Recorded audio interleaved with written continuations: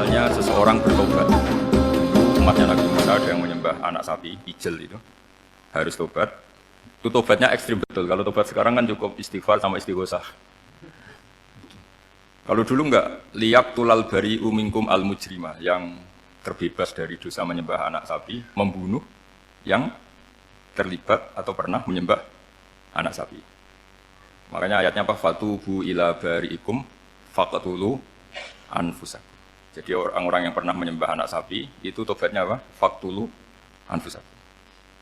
Sebab itu semua ulama berkewajiban menerangkan nasa mansuh. Sampai Sayyidina Ali suatu saat ada mubalek atau ustadz itu ngajar di masjid, ditanya, kamu tahu nasa mansuh enggak? Enggak tahu. Kata Sayyidina Ali, berhenti jadi mubalek, lisensinya dicopot. Dicopot, kemudian halak tawa ahlak ta, kamu rusak juga merusak. Kenapa demikian? Logikanya begini, semua nabi itu kan panutan. Saya ulang lagi ya, semua nabi itu panutan. Tapi kalau kamu tidak tahu nasah mansuh, jangan-jangan kamu ikut nabi sebelum kamu, yang nasahnya itu syariatnya sudah apa? Mansukhoh, sudah di nasah. Itu kayak kasus Sunda Wiwitan itu. Itu gak mau punya Nabi Muhammad karena kurang keren, kurang sepuh. Nabinya langsung Nabi Adam. Resikonya adalah beberapa aliran sesat itu, aliran yang kurang benar itu, zaman Nabi Adam kawinan otomatis sama saudaranya. Lalu masa sekarang kita membolehkan kawin sama apa? Kalau sama Nabi Adam mau tidak mau. Karena yang cowoknya ya bin Adam, putrinya binti. Lalu Allah bikin satu sunnah yang suami istri itu harus beda, yaitu satu kandungan itu melahirkan satu pasang. Dan mulai dulu memang pasangannya orang jelek itu orang cantik. Makanya agak sial itu yang perempuan-perempuan itu. Memang mulai dulu gitu, kalau cantik itu kesunatannya dapat jelek gitu. Nanti sama-sama masuk surga, karena yang cowoknya ibadahnya syukur, yang ceweknya sabar gitu. Itu nanti sama-sama. Qabil itu berpasangan sama Iklimah. Jadi Qabil ganteng, punya adik kandung namanya Iklimah itu cantik sekali. Yang Habil itu rapati apa? Berarti yang Habil apa? Ya rapati ganteng, berbarengan dengan Labuda juga rapati cantik. Nah karena tadi ya berarti Qabil bareng siapa? Iklimah, Habil, Labuda. Maka untuk kawin ini nggak boleh satu kandungan. Jadi dulu karena nggak ada perbedaan ibu bapak mau tidak mau beda, yang penting beda. Itu akhirnya apa? Qabil dapat Labuda, yang Habil dapat Iklimah karena beda kandungan. Itu sudah cukup. Nah, akhirnya kan nggak terima si Qabil. Masa orang ganteng dapat orang jelek. Jadi mulai dulu itu maunya orang gantengnya dapat orang cantik, nggak terima. Tapi Allah ngatur seperti itu. Akhirnya terjadi percekcokan. Nah, dulu itu semuanya itu religius, sehingga ukuran percekcokannya masih religi, yaitu ya gini saja, kita ngadakan korban, yang diterima itu ya menang. Ya ternyata dalam kompetisi itu yang menang siapa? Habil. Akhirnya Habil jadi menikahi siapa? Iklim. Kalau sekarang kompetisinya kan siapa paling kaya ya menang. Lebih gampang. Nah kemudian bayangkan misalnya, ya saya ini menerangkan nasa mansuh. Kita semua sering ngomong, sering berkoar-koar, sering menyarankan atau mewajibkan para nabi itu panutan dalam semua perilakunya.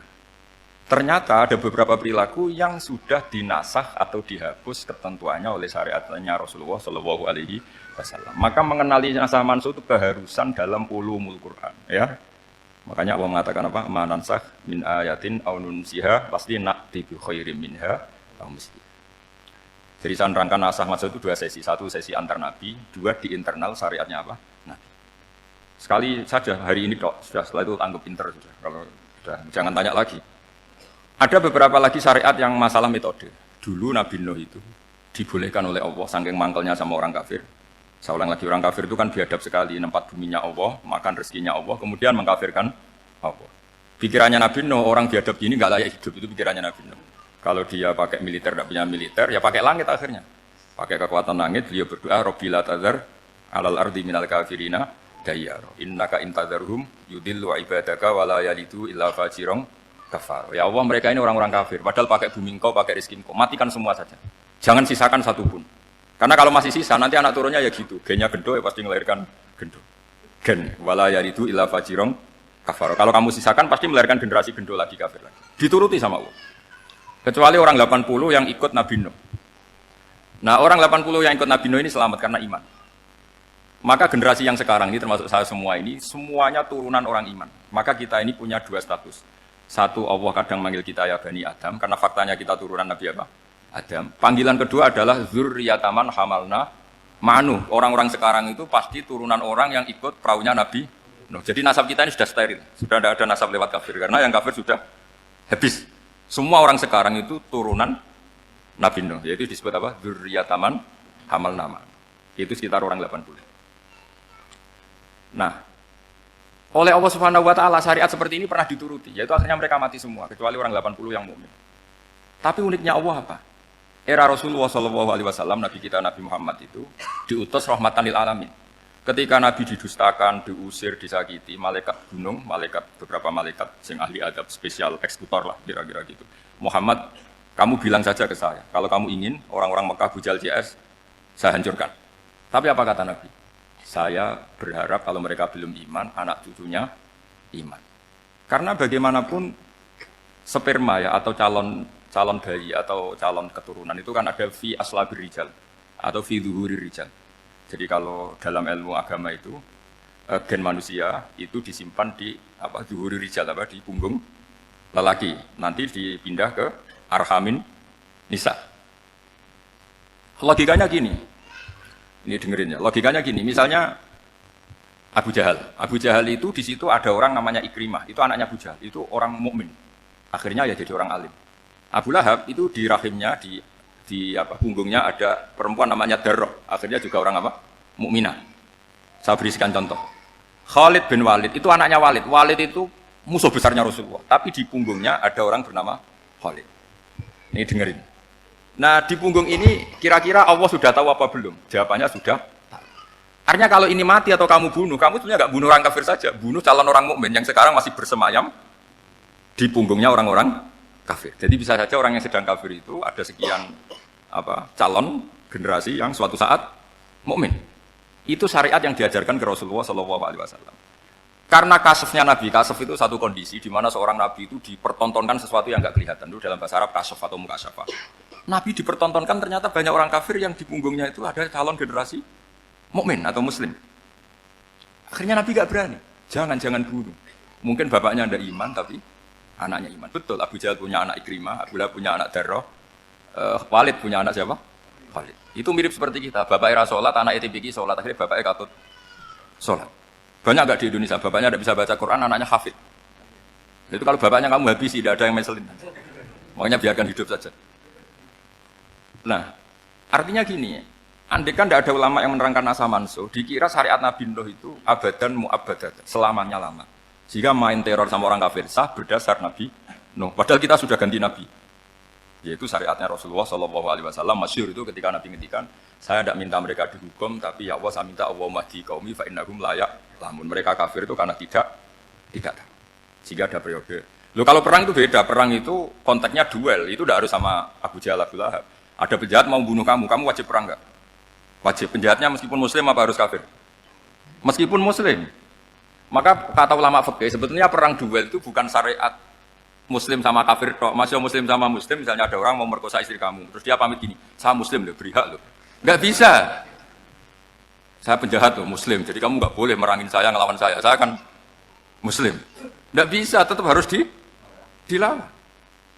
Makanya kata ulama-ulama fikih, pertarungan sama musuh itu tidak harus sama orang kafir. Orang muslim pun yang mengganggu kehormatan kita, misalnya mau merkosa istri Anda, itu harus dilawan. Makanya Nabi ngendikan mangkutilah duna malih fahuwa syahid, mangkutilah duna harimi fahuwa syahid. Orang yang mati karena membela kehormatan keluarganya atau hartanya, maka dia mati syahid. Dan penjahat yang mati ini muhaddarun damu, diabaikan sehingga enggak kena kisos, membunuhnya enggak kena. Misalnya ada penjahat membunuh kamu duel, menang.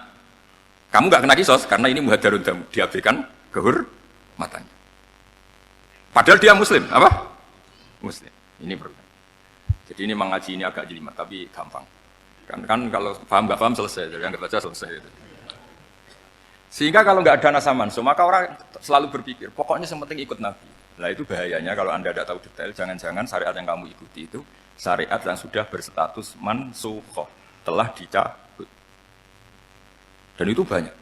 Makanya kata Sayyidina Ali ketika ada orang ngajar gak tahu nasa mansuh, halakta wa ahlakta, kamu rusak dan merusak orang lain. Seperti tadi pernah ada kawin itu satu turunan, yaitu era Nabi Adam. Masa kita sekarang kawin sama satu turunan kan gak mungkin. Ya kan? Pernah ada membumi hanguskan orang kafir, yaitu syariatnya Nabi No, itu dihapus oleh syariatnya Nabi Ibrahim dulu. Yaitu Nabi Ibrahim menghentikan apa? Faman tabi'ani fa innahu minni wa man asani fa innaka ghafurur rahim. Ya, kalau orang ikut saya ya Allah ya pasti golongan saya. Kalau yang masih maksiat, masih balik lo, saya berharap engkau ampuni. Akhirnya banyak orang kafir tobat. Coba era Rasulullah itu semua orang kafir Mekah itu kafir. Nabi belum wafat. Itu sudah ada 114.000 mukmin semua. Jadi Nabi menangi mayoritas orang menjadi mukmin dari mayoritas kafir. Yaitu disebut wara'aitan nasa yadkhuluna fi dinillahi afwaja. Andai kan Nabi Muhammad pakai syariatnya Nabi Nuh, bisa enggak mengislamkan orang sebanyak itu? Enggak bisa kan? Maka ini penting mengenali nasah mansuh. Jadi periode cara wong Jawa maksud no tuntas. Robila tadar itu, pasot tuntas itu, menghabisi itu habis di periode Nabi siapa? No, syariat itu sudah enggak dipakai lagi. Yang dipakai apa? Faman tabi'ani fa innahu minni wa man asani fa innaka ghafurur rahim. Lah Nabi Muhammad ini nabi yang kena khitab anit tabi' millata Ibrahim hanifah. Jadi masternya Nabi Muhammad itu mentornya Nabi Ibrahim. Sehingga syariatnya ya faman tabi'ani fa innahu minni wa man asani fa innaka ghafurur rahim. Tidak syariat Rabbila tadzar alal ardi minal kafirina daya. Jelas ya. Jadi mengenali nasa mansuh itu penting sekali karena kalau enggak Anda halakta wa ahlakta, kamu merusak diri kamu sendiri juga merusak orang lain. Karena menfatwakan hukum yang sebetulnya sudah berstatus mansukh. Hanya berdasar itu kan syariatnya Nabi-nabi dulu. Syariat yang apa? Syariat yang enggak pernah terhapus hanya satu, usuluddin, yaitu tauhid, itu sama. Tapi kalau syariat itu beda-beda atau furu'iyah itu beda-beda. Yaitu tadi saya beri contoh era Nabi dulu kalau ada pakaian najis dipotong, dibuang. Era Nabi Muhammad dicuci. Orang kafir dihabisi oleh langit. Era Nabi Muhammad enggak boleh, bahkan didoakan Allahumma hdi qaumi fa innahum la ya'lamun. Di Qur'annya apa? Wa in ahadum minal musyrikin astajaraka fa'jirhu hatta yasma'a kalam Allah tsumma ablighu ma'mana. Jadi kalau ada orang kafir enggak boleh main dihabisin, mereka beri peluang untuk mengkaji kitab Allah. Hatta yasma'a kalam Allah. Kalau mereka sudah berpeluang ngaji, harus tsumma ablighu ma'mana, harus dijamin keamanan. Ya, karena pada dzalika bi annahum qaumul la ya'lamun, bagaimanapun mereka memang karena tidak tahu. Nah, kenapa tidak tahu? Karena tadi mereka tertutup oleh kultur yang beratus-ratus tahun. Mbah-mbahnya mereka menyembah batu, menyembah berhala. Ya tahunya itu ya Tuhan. Bagaimana Anda bisa menjelaskan sesuatu yang sudah beratus-ratus tahun kan tidak gampang. Maka ada periode dimaklumi apa? Kalau era sampean kan mosok waktu disembah saking gobloknya orang, kamu lahir kan sudah nyembah Allah, tidak nyembah batu. Bayangkan kalau kamu jadi mereka. Wong perut kamu saja disuruh makan pizza sakit kok, karena saking lamanya makan sambal kan. Kamu bilang perempuan Indonesia saja cantik kok, saking lamanya jadi orang Indonesia. Padahal orang Indonesia tanyakan orang Eropa cantiknya di mana. Kamu lahir di Afrika, bilang orang Afrika itu cantik, tanyakan orang Eropa cantiknya di mana, hitam gitu kok. Jadi orang itu pasti terkooptasi oleh sekelilingnya. Orang Afrika akan bilang wanita Afrika itu cantik, coba tanyakan orang Eropa cantik apa enggak. Belas. Orang Eropa yang kulitnya gitu kata orang Eropa indah, kata sampean. Koyok anak kebu katanya kuda dia. Jadi orang itu akan terkooptasi oleh sekelilingnya. Bayangkan kalau semua orang nyembah berhala terus kamu tidak, alasan kamu apa? Kan menentang mayoritas. Dan itu berat. Maka dimaklumi oleh Allah. Dzalika bi annahum qaumul la ya'lamun. Dia menawa panjenengan roh. Nah, pemakluman ini yang mulai sekarang terkikis. Orang main pukul saja enggak mau ngaji. Enggak mau ngaji Quran secara kafah. Jadi fatwanya Islam kafah tapi ngajinya Quran enggak kafah. Ngambil 1-2 potongan ayat dipakai dalil. Jadi Islamnya inginnya kafah tapi ngajinya Quran enggak. Kalau kafah ya hafal 30 juz itu. Kalau mau kafah ya hafal berapa? 30. Makanya saya sering bilang, saya sering dinasihati orang karena belum tahu saya ini hafal Quran. Bapak harusnya Islam itu kafah. Kata saya ya dimulai dari konsep Islam itu kafah dulu, apa ya hafal Quran secara kafah. Jadi ini penting saya utarakan. Bahaya sekali orang mengenali Islam tanpa mengenali nasah mansuh. Karena beberapa syariat Nabi sebelum kita itu berstatus mansuh. Terus contoh berikutnya. Ini nasah mansuh antar Nabi apa khusus internal Nabi? Antar Nabi aja agak selesai nih sampai subuh aja agak selesai. Contoh yang paling keren mungkin cowok semua senang. Nabi Dawud dulu istrinya berapa? 99. Nah itu kalau masih halal itu kan berarti jenengan punya istri berapa? Wah itu kan ngeri betul. Punya satu aja repotnya gitu apalagi berapa? Punya 99. Terus kamu bilang gini, ini kan syariatnya Nabi Dawud, Nabi kan bisa diikuti. Pernah ada periode di mana seperti itu boleh. Jadi makanya mau tidak mau mengenali nasah mansuh itu harus. Kalau enggak ya kamu masih berkeyakinan boleh beristri berapa? Nah ini penting saya utarakan. Makanya Sayyidina Ali itu kalau ngetes calon mubaligh, kira-kira kalau kemenak dulu inginnya apa? Sertifikasi apa? Mubaligh. Itu tanyanya gitu. Ta'rifun an-nasa wal mansuh, kamu apa tahu nasa mansuh lah. Jawabnya Siti Nali, halak tahu ahlak tahu, kamu orang yang rusak. Karena tadi takutnya ada syariat yang sudah mansuhoh dipakai. Itu tadi misalnya kita ini tidak umatnya Nabi Nuh, tapi pakai syarat robila tadar alal ardi minal kafirina. Terus ketiga begini, misteri manusia itu. Dan ini kita tidak pernah tahu sampai kiamat, tapi ini ilmu harus kita diskusikan. Misalnya saya ini namanya Bahaudin. Saya sekarang hidup sampai 2019 sekarang. Kan hanya Allah yang tahu berapa turunan saya sampai kiamat dan statusnya kayak apa. Donald Trump juga gitu. Donald Trump itu sekarang kafir. Tapi kita tidak pernah tahu nanti turunan keberapa ada yang Muslim. Nah turunan yang calon Muslim ini diletakkan di mana kita tidak tahu. Yang jelas kalau kamu bunuh itu katut itu. Artinya gini, logika membiarkan orang kafir itu ya ada logikanya. Nah, logika membunuh karena mereka mau membunuh kita ya ada logika fikihnya karena kalau kita ada membunuh dibunuh. Makanya semuanya hukum ini terus bergantung al-hukmu yaduru ma'ilatihi wujudan wajib. Di sini terus dipertemukan. Makanya semua nabi itu kalau yang namanya membunuh pasti pas perang saja karena ini kondisi yang memang pilihannya hanya dua, kalau nggak dibunuh ya membunuh. Ada duel lah ternyata. Maka ini butuh kajian fikih dan orang nggak boleh subjektif dalam hal ini. Saya ulang lagi, tidak boleh subjektif. Karena tadi orang yang kamu katakan sekarang misalnya Zaid, kamu itu bodoh sekali. Kenapa bodoh? Nggak hafal Quran, nggak pernah kuliah, nggak pernah ngaji. Ternyata Zaid ini bersemayam calon anak yang alim alama hafal Quran, namanya Umar, tapi masih jadi sperma. Suatu saat Zaid itu punya anak alim alama, kan banyak orang tidak bisa baca Quran punya anak hafid, banyak nggak di Indonesia? Banyak nggak petani yang punya anak dekan? Petani punya anak dekan, yang dekan punya anak naik kelas saja susahnya bukan main. Banyak kan? Nah ketika dibalik nanti, ada dekan punya anak goblok, yang petani punya anak dekan, pinter mana? Kita tidak pernah tahu, makanya ini kan ya sudah kalau nggak pernah tahu ya bilang saja wallahu alam kan selesai. Daripada keminter keliru kan ada wallahu alam. Makanya cerita favorit guru saya Kiai Haji Maimun Zubair itu punya namanya Kiai Zubair. Itu cerita favoritnya itu ada santri namanya Soleh. Soleh itu alim alam. Orang Madura itu cara berpikir kan kalau kiai saja alim seperti itu apalagi bapaknya. Pas bapaknya main ke pondok, santrinya ada ribuan. Bapaknya main ke pondok itu. Sholat itu ya nggak bener. Nggak sesuai sunnah Rasul lah kira-kira gitu. Sudah sholat itu nggak bener apa-apa nggak bener. Masih ditakwil sama santri Madura karena orang Madura itu kultus. Mungkin khilaf itu satu khusus, pokoknya perlakuan khusus. Suatu saat saking bodohnya orang itu kenceng itu pikir musola. Wah ini nggak bisa ditakwil lagi, akhirnya nggak bisa ditakwil itu nggak. Wah ini sudah nggak bener ini, nggak bener. Singkat cerita santri tadi nggak kuat matur ke kiainya, Pak Yai. Jenengan sealim itu kok bapaknya segoblok itu. Kenapa? Ya, dia kenceng pikir musola. Oh bapak saya itu pintar sekali. Kok bisa? Karena beliau yang memutuskan saya mondok sampai saya jadi alim alama seperti ini. Yang bodoh itu mbah saya. Yang bodoh itu mbah saya. Artinya gini, sekarang misalnya Anda dekan, atau Anda rektor, atau Anda profesor, atau Anda kiai top, mubalek kondang. Anda mubalek kondang terus punya anak, gobloknya bukan main. Atau apalagi anaknya ketangkep KPK. Yang satu anaknya orang bodoh jadi dekan. Kalau kompetisi ini pinter mana? Ada ahli metodologi, tapi anaknya itu terlibat narkoba. Yang ini petani utun, anaknya dekan. Kira-kira kalau dikompetisikan pinter mana? Anaknya pinter petani tadi. Yang ketika petani kamu vonis bodoh gitu. Tapi siapa tahu kalau ini menyimpan calon. Paham ya? Kita tidak pernah tahu. Makanya Quran selalu ngajari di dalam ilmu sosial itu wa in adri la'allahu fitnatul lakum wa mata'un ila. Di dalam ilmu sosial itu kita harus jawab tidak tahu. Karena mudah. Makanya saya tadi pagi ngaji di direktorat saya bilang, saya pernah diprotes orang, terus kamu udah jelas 01 atau 02. Ya saya jawab itu. Manusia itu makhluk yang paling nggak jelas. Sekarang soleh, suatu saat bisa saja nggak soleh. Yang sedang nggak soleh, suatu saat soleh. Sesuatu yang mungkin rubah kok kamu fanatik itu gimana? Nalarnya itu gimana? Coba kita tahu dulu, Wahsy itu pembunuh Hamzah, akhirnya mati mukmin ya enggak? Padahal orang yang sangat dibenci Rasulullah karena membunuh Sayyid siapa? Hamzah. Sa'labah yang tukang itikaf di masjid, akhirnya su'ul Fatimah. Kita tidak pernah. Nah kalau nggak pernah tahu ya tidak usah terlalu fanatik biasa saja. Kayak jenengan seneng saya itu ya saya tidak tahu sampai kapan ya. Saya seneng sampai kapan ya. Kayak suami istri. Pas nikah harmonis bulan madu sampai kapan berarti. Yang jelas paling awet itu pasangan jelek itu pasti nggak awet.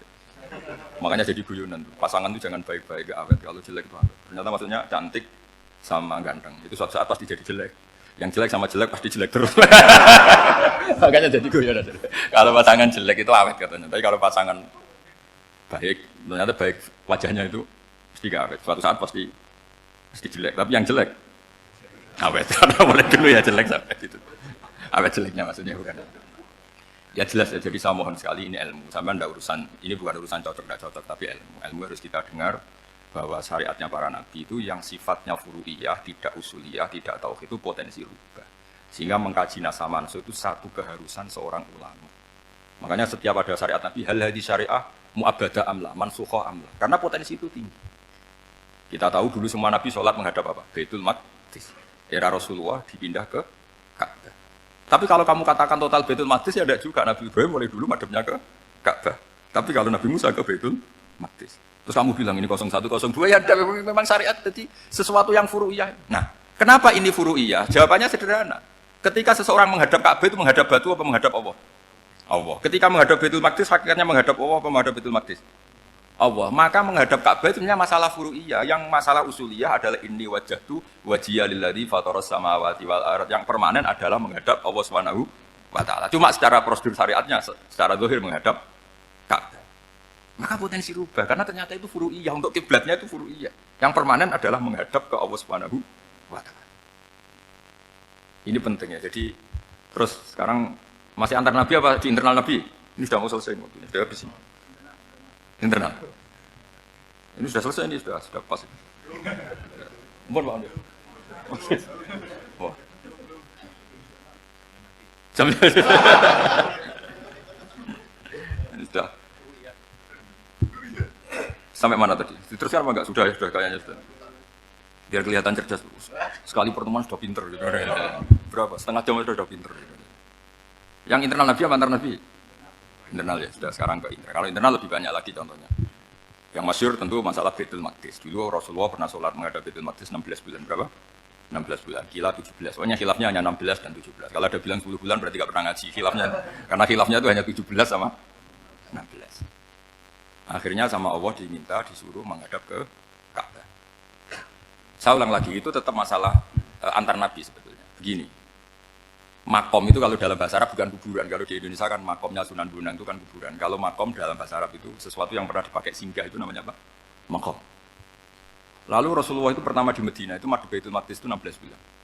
Orang Yahudi senangnya bukan main. Sampai mereka bilang gini, Muhammad itu gaya-gaya nantok punya agama baru. Tapi kiblatnya ikut kita. Baguslah anak itu katanya, masih tahu diri katanya. Bagus katanya itu masih tahu diri. Jadi senangnya bukan main orang Yahudi. Karena kiblatnya Muhammad sama dengan mereka. Ya tentu mereka jangkar Muhammad, bukan Sayyidina Muhammad atau Rasulullah Muhammad karena mereka masih enggak iman. Nabi itu ya agak tersiksa karena beliau secara gen turunan Nabi Ibrahim dan kiblatnya Ibrahim itu Ka'bah.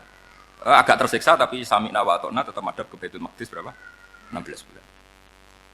Suatu saat Nabi Muhammad itu disuruh madhab Ka'bah. Ini dengerin. Akhirnya madhab ke Ka'bah. Apa yang terjadi? Orang Yahudi komentar gini, Muhammad itu gimana? Dia di perantauan, rindu sama keluarganya. Terus rindunya itu diaplikasikan jadi perilaku agama. Jadi dia madhab Ka'bah itu dianggap kangen. Kayak saya kan orang Rembang. Rembang itu apanya Jogja? Timurnya apa? Nggak, Jakarta itu mana Jakarta? Barat sana ya. Ibaratnya saya orang Jakarta, terus merantau di Jogja. Dulu kiblatnya itu menghadap ke timur.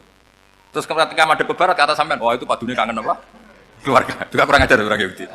Jadi orang Yahudi itu memang paling pinter bully. Makanya kalau sampean tukang bully itu ya agak-agak ya enggak. Saya enggak ngomong agak ya pokoknya agak-agak ya. Pinter bully orang Yahudi. Makanya enggak ada orang debat sepinter orang Yahudi. Yang bisa ngalahkan hanya Tuhan itu. Orang Yahudi yang bisa ngalahkan hanya Tuhan. Lalu Sayyidina Ali orang paling terkenal cerdas. Itu kalau sama orang Yahudi itu pusing. Karena ya apa logikanya itu? Saya berikan contoh. Ada orang Yahudi tanya gini. Muhammad kalau kambing mati itu yang bunuh siapa? Ya Allah, mati langsung itu.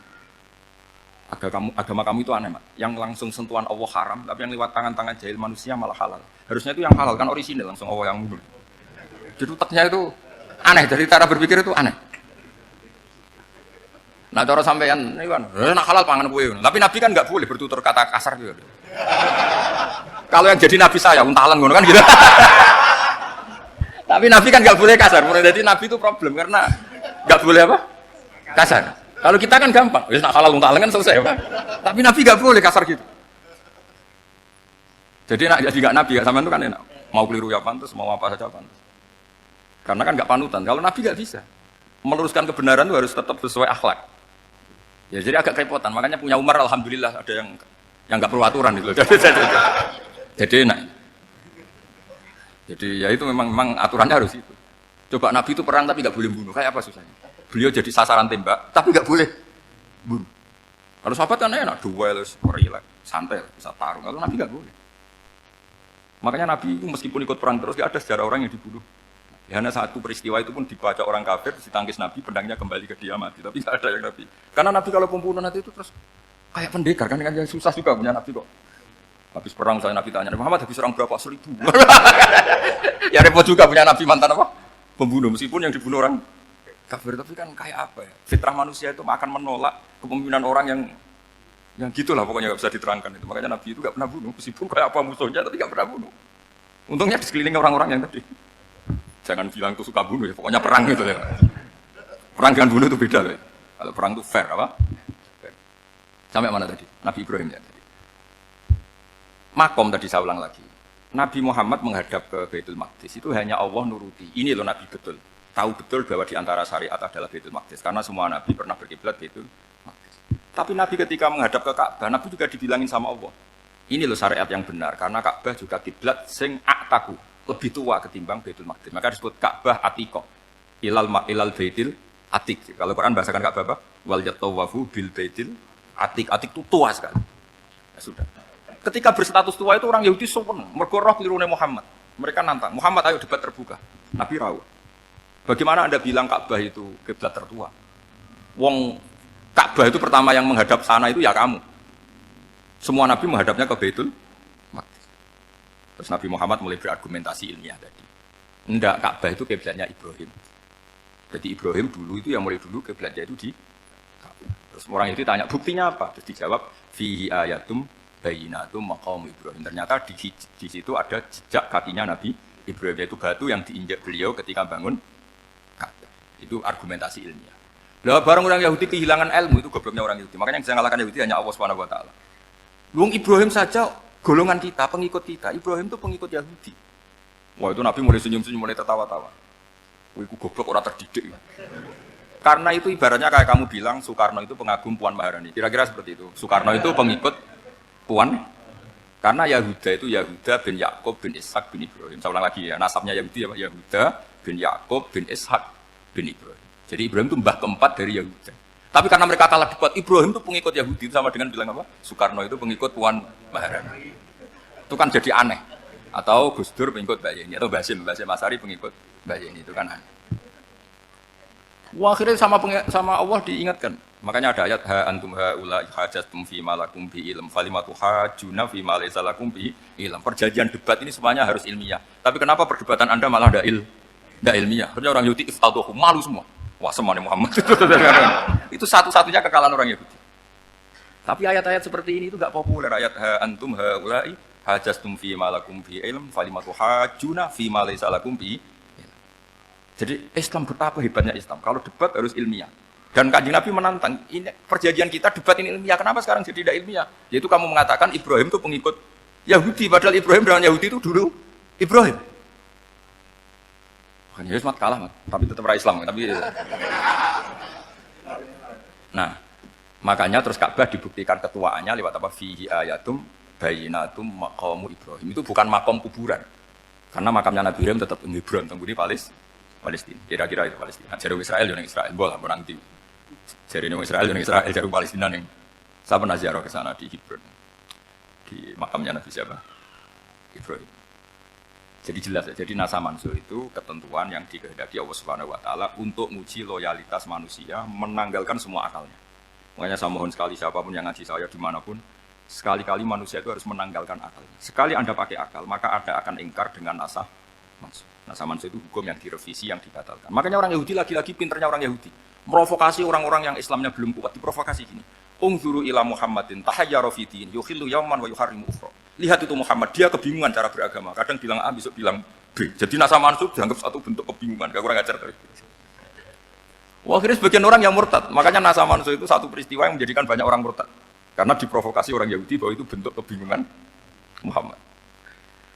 Akhirnya terus saya qulu sufaha'u minan nasi ma wallahum an qiblatimul lati kanu 'alaiha. Nah, kelirunya orang Yahudi adalah ternyata nasa mansub yang dipilih Rasulullah itu semuanya ada di Taurat dan Injil.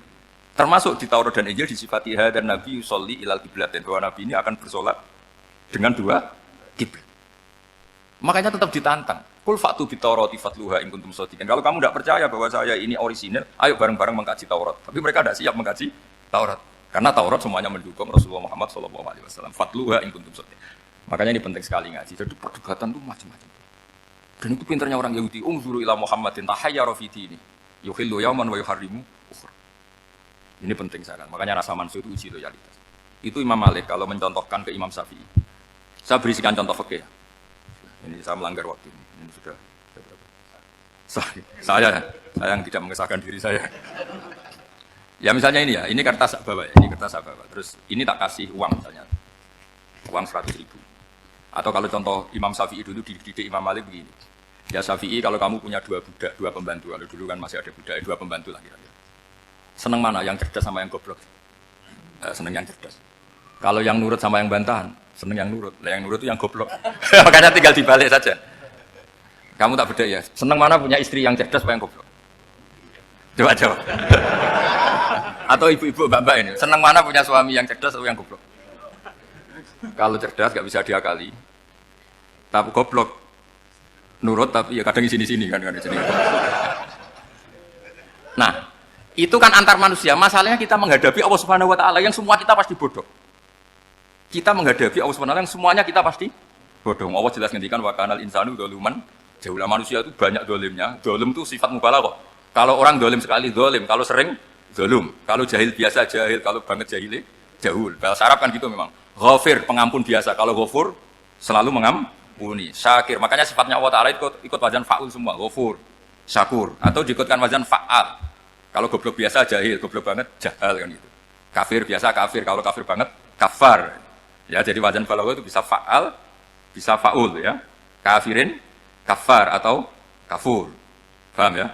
Malah ngaji nahwu. Ya, tapi ini memang perangkatnya ya. Ini kan perang mau tidak mau. Makanya misalnya Allah tidak suka kulla kafarin banget kafir ya, Pak. Paham ya? Kulla khawanin banget khianate. Kalau khain khianat biasa, kalau khawan sering khianat. Nah, manusia itu kata Allah apa? Zaluman.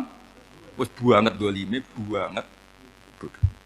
Itu kalau yang ngarang hikam mencontohkan tuh gini, manusia itu pas bener saja salah, apalagi pas salah. Jadi manusia itu kata imam yang ngarang hikam itu, man itu kanat mahasinhu masawiyah, fakih fala takunu masawihi masawiyah. Ketika baik saja buruk, apalagi ketika buruk. Coba kalau ada orang dermawan sama teman-temannya, tanyakan istrinya, duit hambur-hambur, bisa no konco ngalau no buju. Mesti itu. Teman yang sering silaturahim ke teman-temannya, kata temannya baik, senang silaturahim, tanyakan istrinya, oh meninggali wong. Jadi manusia pas baik saja ada buruknya. Apalagi pas buruk. Makanya dulu bapak saya ngajarin saya, istiqomah ya apik, tapi kadang-kadang anak keterusan itu ora istiqomah ngangkangi, orang ya udah punya kesempatan. Misalnya ada imam masjid, imami terus sampai tua sampai mau mati. Itu istiqomah apa enggak memberi peluang yang lain? Enggak jawab aja. Jadi itu manusia. Jadi pas baik saja buruk, apalagi pas buruk. Kayak saya gini di sini ngajar baik, tapi saya ada sopannya harus di atas. Padahal banyak orang sepuh, ada Pak On, ada beberapa yang kan terpaksa enggak sopan. Tapi sampai yang nyuruh, berarti sampai yang dosa. Kemarin-kemarin saya minta di bawah supaya ganjaran saya utuh, ini gara-gara begini ganjaran saya ini agak terkredit terdebat itu karena itu. Saya teruskan. Jadi manusia itu punya sisi itu karena manusia itu dzalum dan apa jahil. Wa kanal insanu dzaluman. Problemnya ini ngadepi Allah yang selalu pinter, yang kita selalu bodoh. Misalnya gini, kamu ditanya Allah. Ini contohnya Imam Malik. Ikla hadi sokhroh fa inna tahtaha dhahaban. Coba bongkahan batu itu kamu angkat, di bawahnya ada emas. Lalu budak yang pinter berlogika, oh disuruh buka itu karena ada emas toh. Berlogika. Kalau budak yang goblok enggak, ya disuruh ya diangkat saja. Ada emas apa enggak karena perintah ya diangkat. Yang satu nurut karena perintah, yang satu nurut karena ada emas, ada sesuatu. Logikanya suatu saat Tuhan itu hanya bilang gini tok, ikhla hadis sokhroh, batu itu angkat. Yang nurut yang goblok permanen tadi. Kan langsung ngangkat. Yang pinter, ini ada apa lagi Gusti kok harus diangkat? Ya enggak ada apa-apa, nyuruh saja kata Allah gitu. Wah, enggak bisa. Sesuatu harus ada alasannya. Itu kira-kira mangkal apa enggak? Oh, mangkal. Nah, logikanya manusia seperti itu. Makanya dua murid pinter, di rakyat pinter, presiden ya susah mesti demo. Goblok ya susah sini-sini uang. Itu kan enggak ada pilihan, memang manusia itu enggak ada pilihan. Nah, sekarang masalahnya gini di fikih ini, saya kembali lagi ke fikih. Pertanyaannya secara fikih begini, misalnya iddah. Iddah itu seorang perempuan ditinggal mati suaminya atau ditinggal atau cerai. Itu kan ada namanya apa? iddah. Iddah itu memastikan apa tujuannya? Memastikan rahim itu steril dari mani atau sperma zaut awal. Supaya nanti kalau dinikah orang lain tidak terjadi ikhtilatul ansab, nasab. Oke, berarti iddah kita beri argumentasi secara ilmiah li baro'atir rohmi. Jadi misalnya Zaid menceraikan istrinya Sri dalam keadaan masih bisa haid. Iddahnya 3 kali masa suci. Wal mutallaqatu yatarabbasna bi anfusina salah satu guru. Lalu karena secara teori medis kalau haid berarti bukti tidak hamil. Apalagi kalau haidnya terulang-ulang sampai 3 kali pasti tidak hamil. Sehingga kalau nanti dinikahi orang lain pasti kalau ada anak ya anaknya zaud tsani atau zaud kedua. Berarti alasan iddah li baro'atir rohmi. Oke, kita sok pinter, sok bijak. Pertanyaannya adalah sekarang sudah baru 1 bulan suaminya di Malaysia, nggak pernah ngumpuli. Dicek di medis juga berbukti tidak hamil. Apakah boleh tanpa iddah? Semua ulama mengatakan tidak boleh. Tapi ini kan rahimnya jelas bersih. Ya karena iddah itu nuruti perintah pangeran. Pokoknya tetap iddah. 3 kali masa suci. 3 kali masa suci atau masa haid. Itu ada perdebatan ulama. Tapi kan ini terbukti bersih, Gus. Meskipun terbukti bersih, kata Allah harus iddah 3 bulan atau berapa? Kira-kira 3 bulan, 4 bulan, ya tetap harus iddah. Pemilih mana, sok pinter, Gusti, berhubung ini. Pengiran buat terang gitu, berhubung. Jadi Tuhan apa Pak Wari, berhubung Gusti, ini jelas steril dari sperma zaut awal, nggak usah iddah Gusti. Sama aja kamu disuruh majikan kamu, ikhla hadis sakro, berhubung nggak ada apa-apa, nggak usah ya. Kira-kira mangkel nonda, budak yang seperti itu. Mangkel. Maka dibutuhkan kebodohan dalam beragama. Betul itu memang. Makanya Nabi itu unik, pernah bilang tuh gini, aksaru ahlil jannah al-bulu, aki-aki penduduk swarga itu al-bulu, wong goblok-goblok. Maksudnya goblok yang jenis ini, bukan goblok betulan maksudnya. Maksudnya goblok jenis ini itu ya tetap pinter, tapi pinternya dibuang, pura-pura goblok demi samina. Jadi saya misalnya kok pinter dan goblok tadi, sekaligus. Pinter dan goblok. Ya bah, ikhla hati sokhra, fa inna tahta hadapan. Tak angkat, karena saya tahu di bawah ada emas. Tapi di hati saya, sajane ya mergo perintah. Suatu saat kok disuruh Allah, ikhla hati sokhra. Perintah ya tak angkat, ya sudah. Jadi ya pinter ya goblok. Saya tahu namanya perintahnya Allah pasti ada hikmahnya. Hikmahnya iddah adalah li baro'atir rohmi. Tapi hikmahnya jadi kawula adalah nurut perintah Allah, cek tahu alasannya maupun tidak. Nah, di sini ada illatul hukmi untuk membangun kecerdasan, tapi ada loyalitas untuk membangun ubudi. Ya, bahwa kita ini kawula roh tetap lo. Makanya tadi pagi saya cerita Sayyidina Umar. Sayyidina Umar kayak apa cerdasnya? Tapi tetap ubudi ya. Yaitu Rasulullah SAW sering dibully orang kafir. Muhammad itu gaya-gaya nantok. Wong ora oleh nyembah berhala, ora oleh nyembah watu, jebule dia nyembah Hajar Aswad. Karena dilihat dari jauh kan tetap nyium Hajar Aswad. Coba kalau kamu lihat dari jauh, kamu sujud dari jauh kan kayak sujud sama batu. Makanya Sayyidina Umar karena orang kafir masih cara berpikir gitu, tiap nyium Hajar Aswad itu komentar gedumel. Alim tu annaka hajarun la tadurru wa la tanfa. Walau la anni ra'aitu Rasulullah qabbalaka ma qabbal. Bukan. Aku ronake watu, ya raman doroti, raman fati. Kalau saja saya tidak melihat Nabi nyium kamu, saya tidak sudi nyium kamu. Jadi tidak berdoa, doa mustajab itu tidak gerutu. Karena apa? Umar tahu ini masalah secara tauhid. Kalau saya doa di depan Hajar Aswad nanti dikira sirik, karena berdoa di depan batu. Tapi kalau saya tidak nyium, nyulayani sunnah Rasul, yaitu nyium Hajar, wis tengah-tengah nyium sambil gerutu, itu sudah kompromi. Ya nyium tapi gerutu. Kayak apa? Makanya ya cerdas tapi ya goblok tadi ya cerdas. Itu uniknya Rasulullah. Jadi muji orang pintar ya sudah langit. Tapi Nabi pernah dalam satu hadis mengatakan aksaru ahlil jannah al-bulbu. Aki-aki penduduk swarga itu orang bodoh. Artinya orang bodoh itu bukan bodoh betulan.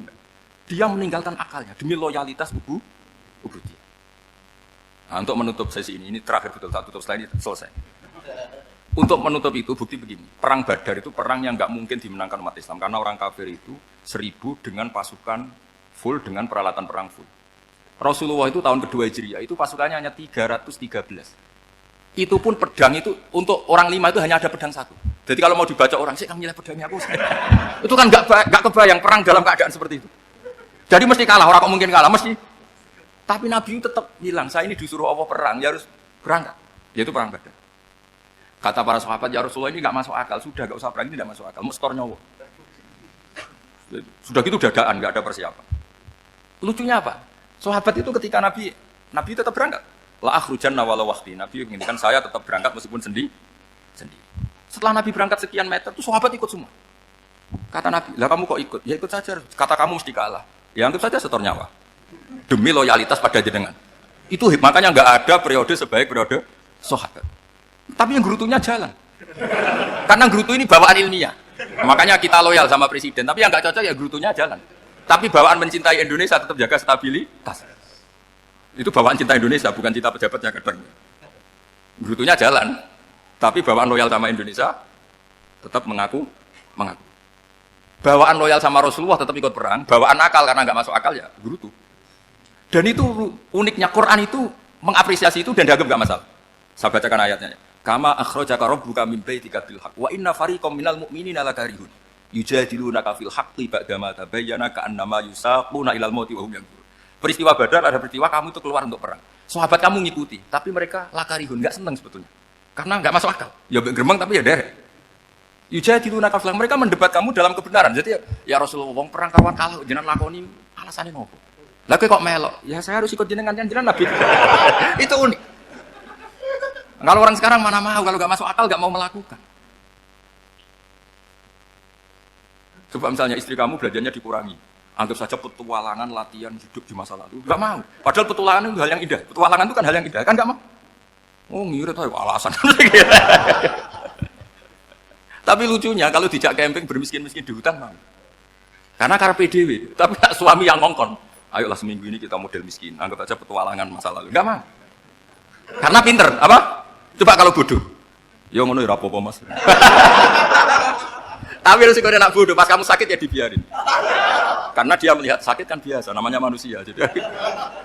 Makanya ini pilihannya susah, hidup itu masih susah makanya ini. Jadi uniknya Quran gitu, Quran itu membolehkan psikologi manusia. Makanya Allah ngendikan kutiba alaikumul qital wa huwa kurhul lakum. Ya saya tahu kamu tidak suka perang. Allah yang ngakui bahwa kurhul, enggak apa-apa. Tapi ketidaksenangan kita harus dilawan demi mengikuti Allah dan misalnya perempuan, Allah juga gitu, wa ashiruhunna bil ma'ruf. Gauli istri kamu, muamalah secara baik. Kata Allah, fa in karihtumuhunna fa asa an takrahu syai'a wa ja'alallahu fi khairan katsira. Mungkin ada watak yang kamu tidak suka, tapi di situ ada kebaikan. Allah ngaku yang namanya suami mesti ada watak yang enggak suka dari istrinya. Juga sebaliknya lebih banyak lagi yang suami istri kamu enggak suka watak kamu. Juga enggak suka hidung kamu, wajah kamu banyak lah enggak disuka. Tapi demi kestabilan negara suami istri ini, mereka loyal, justru itu bagus. Maka jagalah ilmu, juga jagalah loyalitas. Itu yang perlu saya utarakan. Jadi makanya agama ini dibangun dua. Satu kecerdasan hikmah, yaitu ya al-hukmu yaduru ma'ilati wujudan wa adaman. Tapi juga ada ubudiyah, bahwa agama ini milik Allah, maka sami'na wa ata'na. Karena begini logikanya, saya ulang lagi masalah batu. Iqla hadis sofra fa inna tahta hadaban. Terus saya angkat. Pembantu saya ngangkat. Dia saya gaji atas nama apa? Nurut kan? Atas nama menemukan emas apa atas nama nurut? Nurut, karena emas itu juga penemuan saya, milik saya. Ngangkat batu yang enggak ada emasnya juga atas nama nurut. Jadi rapot yang saya berikan ke pembantu saya itu tentang nurut dan tidak nurut. Saya kan tidak peduli dengan cerdas dan tidak cerdas. Itu kan tidak sesuatu yang menguntungkan saya. Nah Allah juga gitu. Kecerdasan kamu, pinter kamu itu tidak menguntungkan Allah Subhanahu wa Ta'ala. Karena Allah itu tidak butuh pinter kamu, cerdas kamu. Allah hanya butuh mental ubudiyah kamu. Makanya Allah mensifati nabinya hanya subhanalladzi asra bi abdihi. Karena status tertinggi manusia adalah sifat kehambaan. Makanya ya Tuhan nafsul mut ma'inna irji'i ila rabbiki radiyatan mardiyah fadkhuli fi ibadi. Berstatuslah sebagai hamba, baru wadkhuli jannah. Nah kalau kamu berstatus hamba ya harus baik, enggak usah kalian bantah. Coba kalau kamu rasional, ya Allah kenapa bikin surga nanti-nanti? Engkau kan bikin sekarang, ngapain repot-repot nanti? Jadi kacau semua agama. Makanya yang perlu didahulukan adalah status ya Tuhan nafsul mutmainnah irji'i ila rabbiki radiyatan mardiyah fadkhuli fi ibadi. Masuklah berstatus sebagai hamba saya. Khasnya hamba tadi ya cerdas karena semua yang diperintahkan Allah pasti ada hikmahnya. Tapi kecerdasan ini kadang kita tinggalkan demi loyalitas kubu.